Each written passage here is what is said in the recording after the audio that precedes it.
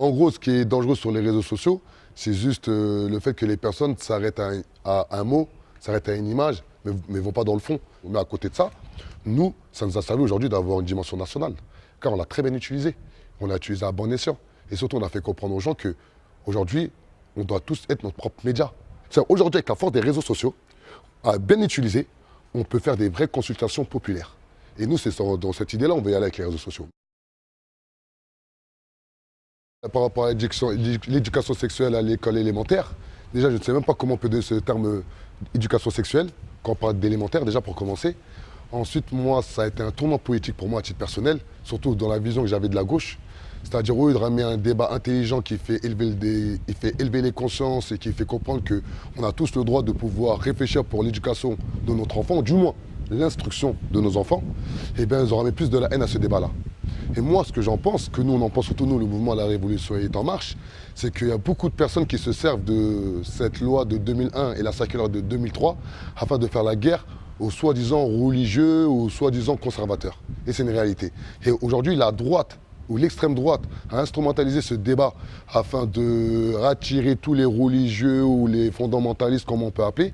Et aujourd'hui, la gauche a utilisé ce sujet-là pour dire que toutes les personnes qui prennent une position pour ce sujet-là font des fake news. Et c'est une réalité. Mais il y a eu des fake news. Ouais, mais une fake news ne veut pas dire que moi, si je parle d'un sujet, c'est une fake news. Mais au début, je suis désolée, c'était un peu ça. Parce que tu relayais des informations qui n'étaient pas vraies. Au début. C'est pas ça. Modifié Non, c'est pas ça. C'est pas à Ah non, déranger, ah non, pas ça. trop vite. Ah non, pas ça. Après, il y a une réalité. Et là, je veux vraiment ça, tu le laisses sur la vidéo. C'est lorsque on va avoir des jeunes de quartier qui vont commencer à s'exprimer, lorsqu'ils vont parler d'un sujet, et là, ça, c'est plus la gauche qui ne vont pas être d'accord, automatiquement, on ne sait pas de quoi on parle. C'est automatique. Ils vont retenir les mots qu'ils veulent, ils vont faire exactement comme ils ont fait Béchiza. C'est-à-dire qu'ils ont pris 3 phrases de leur contexte, ils ont instrumentalisé, qui fait que je passe au jugement le 13 septembre. La gauche, surtout les gauchistes, surtout l'équipe de Mélenchon, c'est ce qu'ils ont fait. C'est-à-dire que la première vidéo que j'ai faite, c'était mon attitude qui était assez vindicative. Mais dans la vidéo, j'ai parlé exactement, j'ai bien séparé la loi de 2001 sur l'éducation et la circulaire de 2003. Et à côté de ça, j'ai parlé de la loi Chiappa par rapport au consentement, au non-consentement des adolescents par rapport à un acte sexuel. Exactement, c'était la première vidéo que j'ai faite. J'ai parlé d'entrée de jeu, de séparer les deux choses et de parler vraiment de deux choses distinctes et de dire que les premières choses qu'on va faire, nous, le membre du mouvement La Révolution est en marche, on va se rendre dans les écoles primaires et solliciter les directeurs pour comprendre qu'est-ce qu'il en est par rapport à cette circulaire. Simple. D'accord. Est-ce que les gens qui disent qu'on va donner des cours de pornographie à leurs enfants, ils sont dans la vérité ou pas? Ils sont dans la vérité. Oui, ils sont dans la vérité. Ça, je veux aussi que tu le laisses. Ils sont dans la vérité. Pourquoi? Car lorsqu'on voit aujourd'hui que des politiques lancent un débat et qu'à l'échelle municipale, tu n'as aucun élu assez intelligent ou assez responsable de dire oh, on va démentir ce qui se raconte sur les réseaux sociaux. Personne ne l'a fait. Si, il y a des gens qui l'ont fait. À Aulnay-sous-Bois. Il y a Fatima Ouassak Non, attention, là vous me parlez d'une vidéo. Moi je vous parle sur le terrain.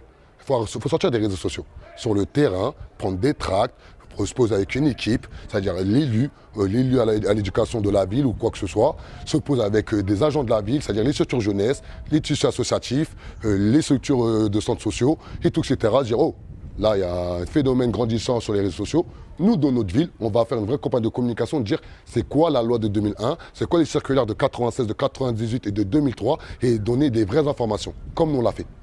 D'accord. Et là, la réalité. Donc, au final, ils ont eu raison dans le fait comment ils ont été instrumentalisés par les vidéos de l'extrême droite et par la propagande qui a été aussi jetée par l'extrême gauche, que lorsque quelqu'un s'exprime, automatiquement c'était un fake news, où les parents ne savaient même plus quoi faire. Moi, j'ai eu des parents, ils m'appelaient, ils étaient juste perdus.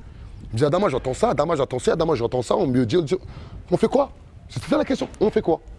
Eh bien, nous, on a assumé nos responsabilités. C'est-à-dire, on a pris toutes les circulaires, on a fait un document administratif, on a fait une réunion, il y avait plus de 30 personnes, où on a donné les documents administratifs, on a expliqué les marches à suivre. Et notre première marche à suivre, c'était de ne pas boycotter l'école. Car on sait très bien que nous, la rentrée scolaire est très importante pour nos enfants. C'est un moment de joie, c'est un moment unique, c'est un moment où ils s'habillent de la tête aux pieds avec des nouveaux habits. Jamais de la vie, vous faites rater l'école, la rentrée à vos enfants. Tous les gens qui nous ont suivis, ils ont ramené leurs enfants à l'école. Mais il y a eu moi, ce que tu me dis avec votre meeting public, c'était génial, ça, comme initiative. C'est que c'était pour combattre les fake news. Heureusement. Voilà. Heureusement, Donc, mais il y a eu des fake news. heureusement, ouais, Il y a mais eu. oui, bon, mais comme là j'ai pu te l'expliquer, les fake news, ils étaient mis en place par l'extrême droite, par des groupes religieux fondamentalistes, qui ont instrumentalisé les personnes les plus faibles, qui aiment leurs enfants, qui sont pudiques, qui ont de la pudeur. À côté de ça, l'extrême gauche, lorsque un parent mettait un truc qui relayait tout simplement, au lieu d'aller dans un discours pédagogique, un discours d'instruction, un discours de sagesse, fake news, oh. C'est-à-dire la personne, elle se fait agresser par les gauchistes, elle se fait instrumentaliser par les droitistes. Elle fait comment?